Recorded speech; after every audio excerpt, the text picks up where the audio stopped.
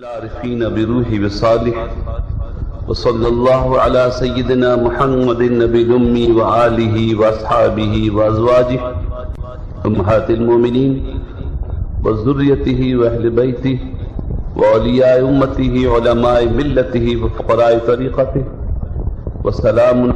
السلام عليكم ورحمة الله وبركاته.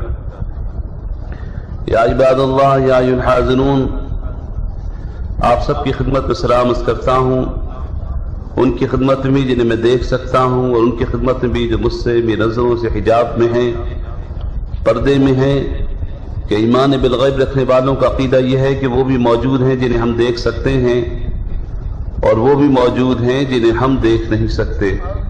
صدیق اکبر اللہ تعالیٰ نے جہاں شریعت کی بڑی بڑی باتیں جو ہل کے رہ رہی تھی، زکوٰۃ کا مسئلہ تھا، جہاد کا مسئلہ تھا، خود حضور صلی اللہ علیہ وسلم کے وصال شریف کا مسئلہ تھا، سیدنا عمر فاروق تلوار نکال لی تھی، اگر کوئی کہے گا کہ محمد صلی اللہ علیہ وسلم نے انتقال ہو گیا تو میں اس کی گردن اڑا دوں گا، وہ ان کا اپنا جذبہ تھا۔ اور عمر فاروق کا ایک مزاج ہے، اسلام لائے تو کیسا چلے، کس ارادے سے تھے، قرآن سنا تو کیسے ڈھیر ہو گئے، ایک مزاج ہے، جذب غالب ہے ان پہ۔ وہاں مکے میں قریش کے درمیان کوئی بات سنی حضور کی، کہا چلو آج قصہ ہی ختم کرتا ہوں، تلوار نکال لی، راستے میں آئے، کسی نے کہا جا کے اپنی بہن کو تو دیکھو، لپٹے لوٹے بہن کے پاس، مارا پیٹا بہن کو، بہنوں کو، پورے وہ لہو لہان ہو گئے۔ پوچھا ایسی کیا چیز ہے جس کو تم اتنی لہو لہان ہو کر زخمی ہو کر بھی نہیں چھوڑتے ہو؟ کہا یہ اللہ کا کلام ہے۔ کہا مجھے سناؤ۔ کہا عمر ایسے نہیں سنائیں گے، پہلے پاک ہو کے آؤ، غسل کر کے آؤ۔ فاروق اعظم نے غسل فرمایا، تشریف لائے تو قرآن سنایا۔ ان کی بہن نے قرآن کا سننا تھا کہ توحا کی گھاٹ میں بیٹھے ہوئے شیروں نے فاروق اعظم کے دلوں پہ قبضہ کیا۔ پھر وہاں سے چلے اللہ اسی کیفیت میں، یہ نہیں کہ تلوار چھوڑ دیں، اسی کیفیت میں، لیکن اب اندر سے بہت تبدیلی آ چکی تھی۔ حضور صلی اللہ علیہ وسلم کے دروازے پر آئے، دروازے پہ دستک ہوئی، سرکار نے پوچھا دیکھو کون ہے؟ اللہ اکبر، کسی نے دیکھا، روزن سے بتایا عمر ہے، اور اس وقت تک عمر بن حشام کی جلالت پہلے بھی بہت مشہور تھی۔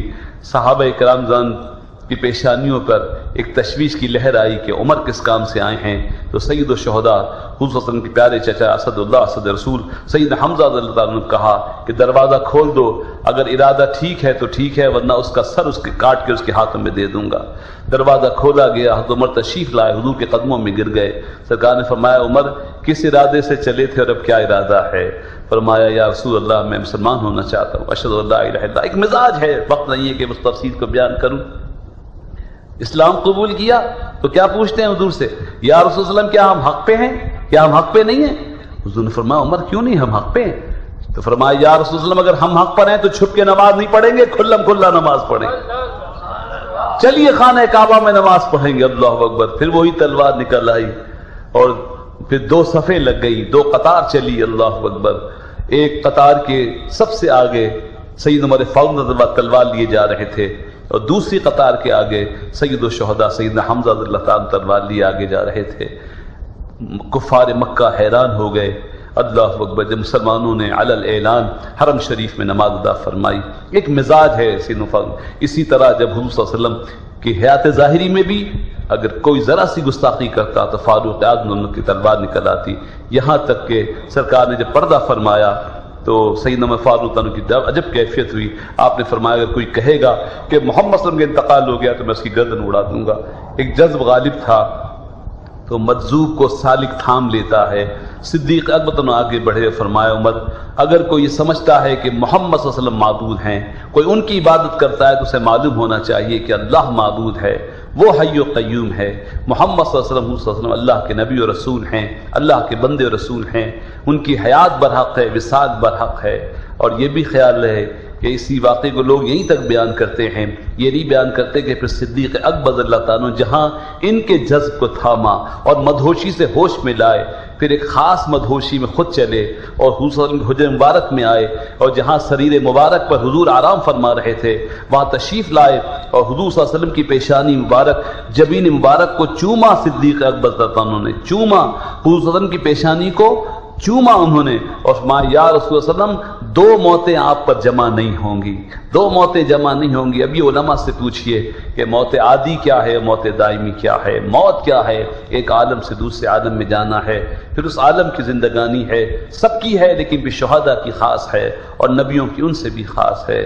سیدنا مولا علی کریم پہ ہمارا سلام ہو۔ آپ سے پہلے خلفاء شریعت کی حفاظت فرماتے رہے، نظام سلطنت کا اہتمام ہوتا رہا۔ جب مولا علی کریم خلیفہ ہوئے اور خلافت سے پہلے بھی اور دور خلافت بھی مولا علی کریم نے انسانوں کو اندر سے اجلا کیا اور ولایت کا وہ نور پہنچایا جو قیامت تک جاری رہے گی۔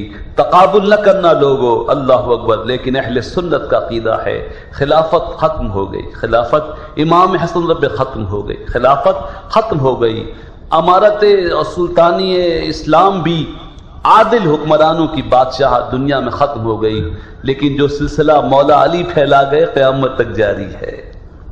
خلافت ختم ہو گئی، سلطنتیں ختم ہو گئیں، لیکن مولا علی کرم اللہ الکریم شہنشاہ ولایت نے جو لوگوں کو منور کیا، خواجہ حسن بصری سے پوچھو، حضرت طائی اور حبیب عجمی سے پوچھو، حضرت سلمان فارسی سے پوچھو، جو نور ولایت مولا علی کرم اللہ الکریم نے اللہ اکبر انسانوں تک پہنچایا، وہ قیامت تک جاری و ساری رہے گا۔ اور یہ نور جن تک پہنچتا ہے وہ اہل بیت اطہار کی محبت سے منور ہیں، اور الحمدللہ صحابہ اکرام کی عظمت کی بھی تعظیم کرتے ہیں، اور حزب مراتب تقابل نہیں کرتے بلکہ فضیلتیں بیان کرتے ہیں۔